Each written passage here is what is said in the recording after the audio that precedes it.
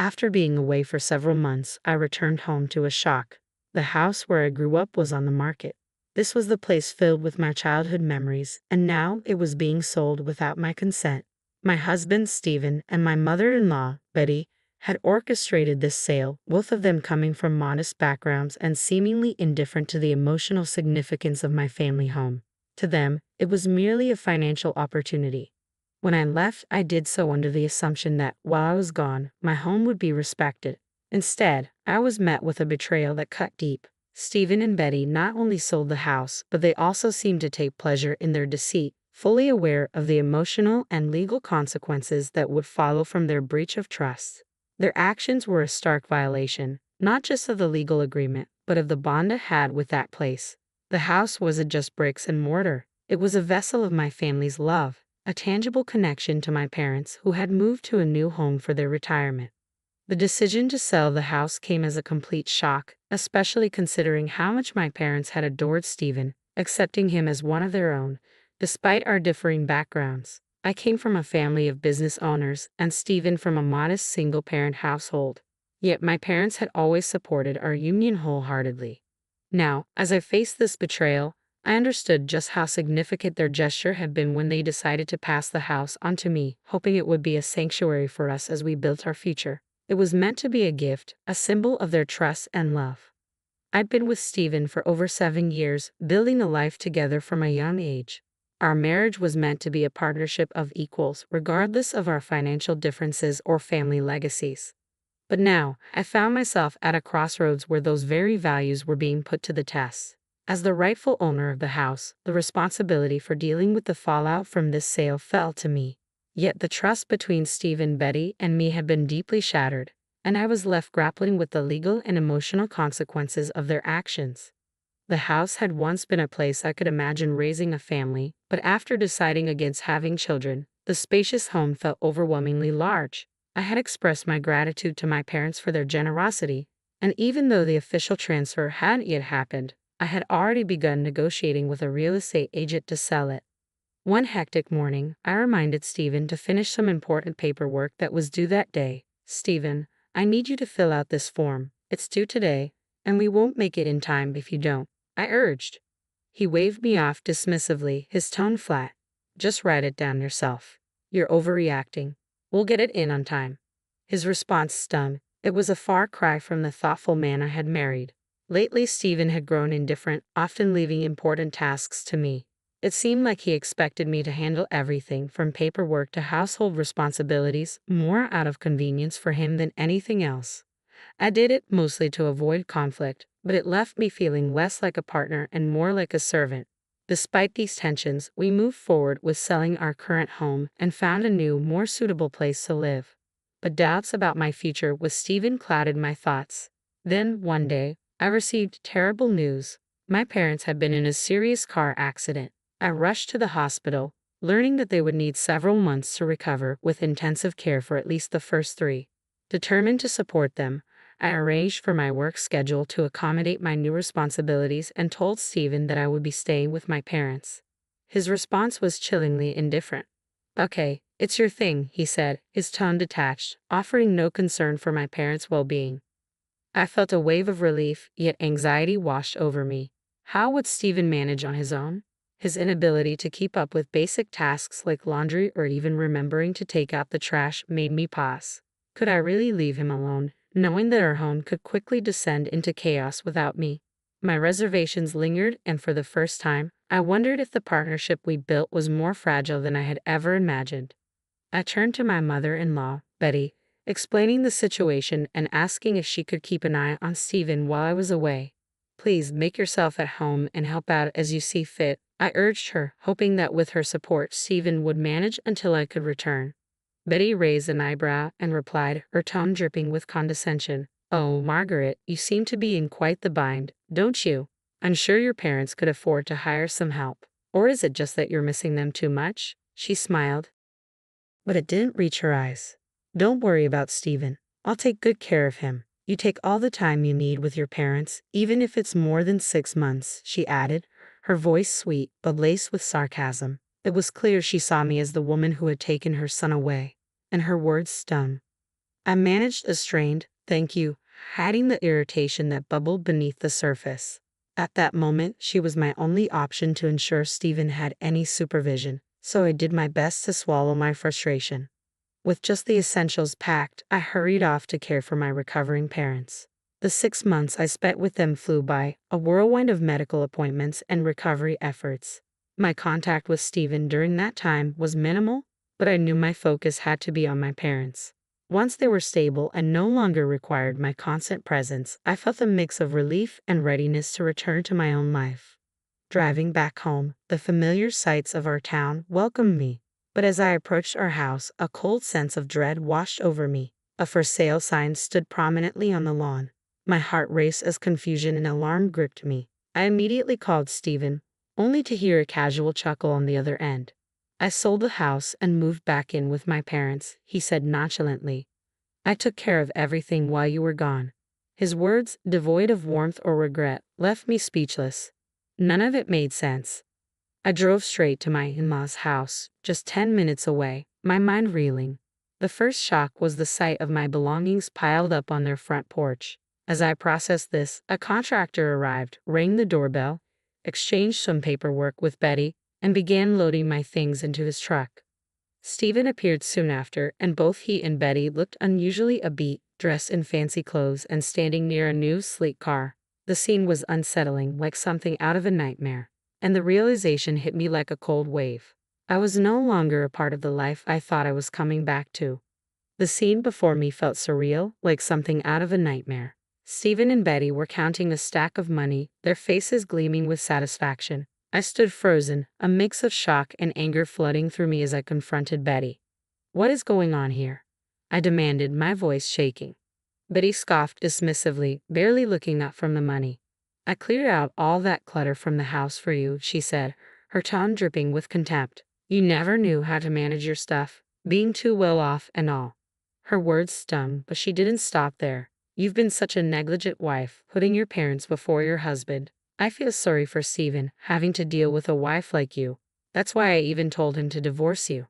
Stephen, standing beside her, met my gaze coldly. "The house is now legally in your name," he said matter-of-factly, "so Betty and I decided it was time to sell it. You told me I could do whatever I wanted. I did just that." He handed me the contract with the real estate company, signed about a month ago, as if it was a final victory. Betty flashed a condescending smile, her smugness clear as she relished in her perceived triumph. The betrayal hit me like a wave, not just the loss of the house, but the fact that the people I trusted most had orchestrated it all. The weight of their actions was suffocating, and I struggled to steady my breath.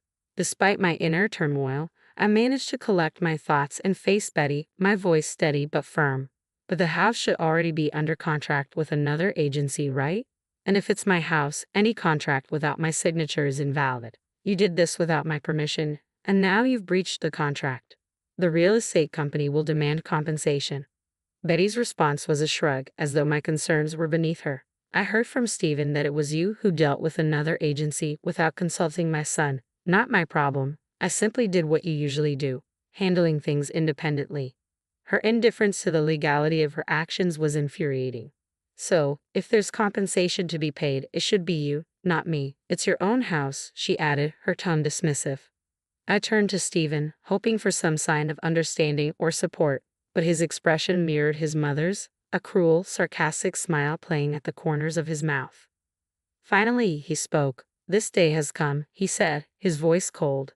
"This is revenge, you know." His words hit me harder than anything else. "You've always mocked me for being poor," he continued, bitterness lacing his tone. "I've always felt like an outsider in your family with its different standards and values. You and your parents probably found it amusing. Being poor isn't funny, is it? Now I'll show you what money can do." His voice grew more venomous. "I'm not going to let you be the only one with a comfortable life." He reached into his bag and pulled out the divorce papers, already filled out, except for my signature. "You'll sign these, and this will all be over," he said, as if he had won. I could have had my mom handle everything and submit these papers, but where's the satisfaction in that? Where's the revenge?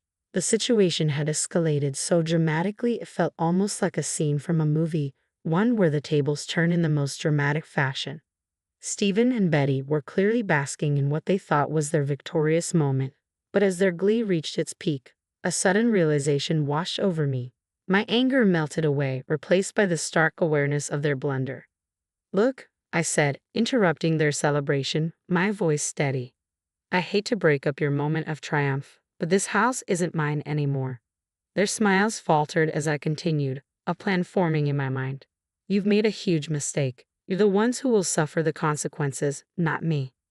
I was done protecting them, done covering for their deceit. It was time to expose everything. Their petty actions, fueled by spite and a misguided sense of justice, were about to come crashing down on them. The truth would finally come to light. I reached into my bag and pulled out a document, unfolding it with deliberate calmness. "This," I said, holding it up before them, "is the official registry document for the house." Betty's face froze in confusion, but I kept going. "Remember our phone conversation the other day? Well, the ownership has been legally transferred to Stephen's name. The process was delayed because of my parents' accident, but it was finalized just last week, right before you two decided to sell the house." Betty blinked, her confusion deepening. "I didn't hear anything about this."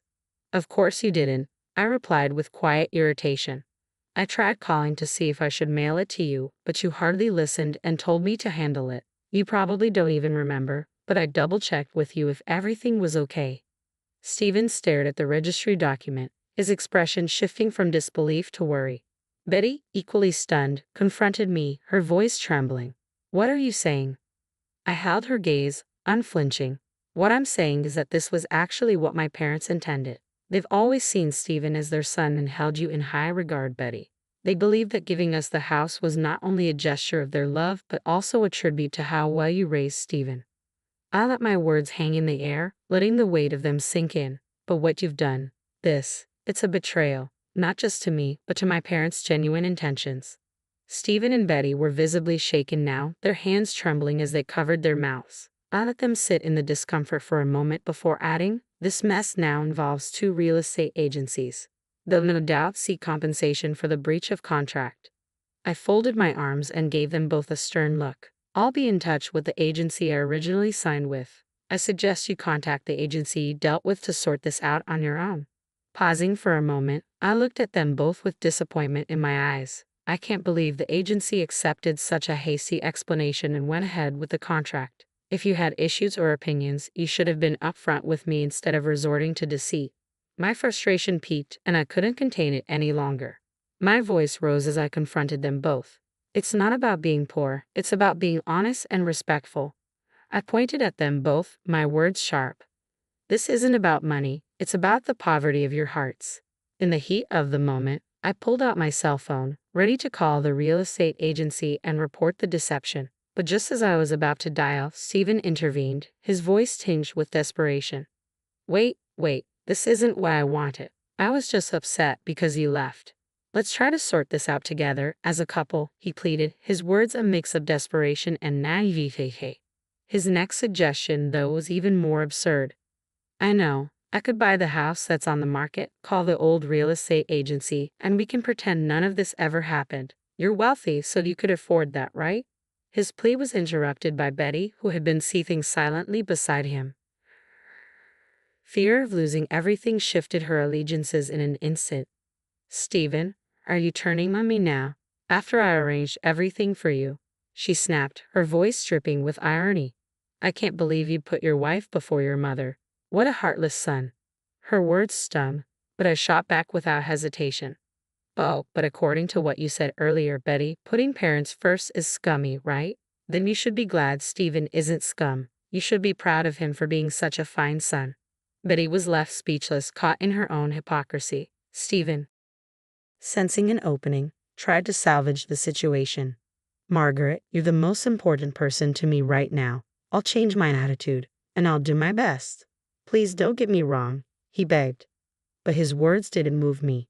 "No one said anything about forgiveness," I retorted, brushing his hand away when he reached for mine. My disillusionment with his excuses, his laziness, and his constant blame of others had reached its limit.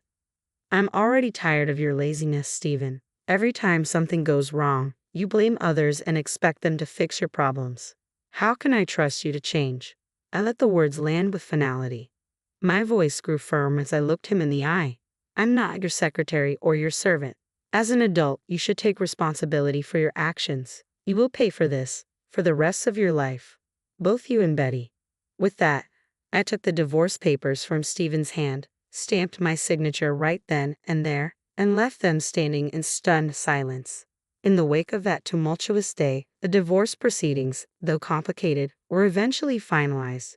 Yet, in a twist of irony, Stephen and Betty later tried to claim they had been deceived by my parents and demanded compensation. But the ordeal was far from over. I was ready to face whatever came next with a clear conscience and a steadfast determination to protect my family's integrity. As expected, Stephen and Betty lost their lawsuit. Their underhanded tactics not only failed, but they were also left financially responsible for significant compensation to both real estate agencies involved. The aftermath of their actions spiraled into a blame game, suggesting a long and troubled road ahead for them. Meanwhile, my employer had arranged for me to work remotely, allowing me to stay with my parents during their recovery. Returning to their place has been grounding. Each day, we navigate their rehabilitation together, sharing small but meaningful gestures of care. Your bath is ready, my father says, his voice warm. Thank you, I reply. I'll wash the dishes so you can relax first. You must be tired after today's rehab. No, you first, Margaret, he insists. I'll clean the tub later. Take a moment for yourself.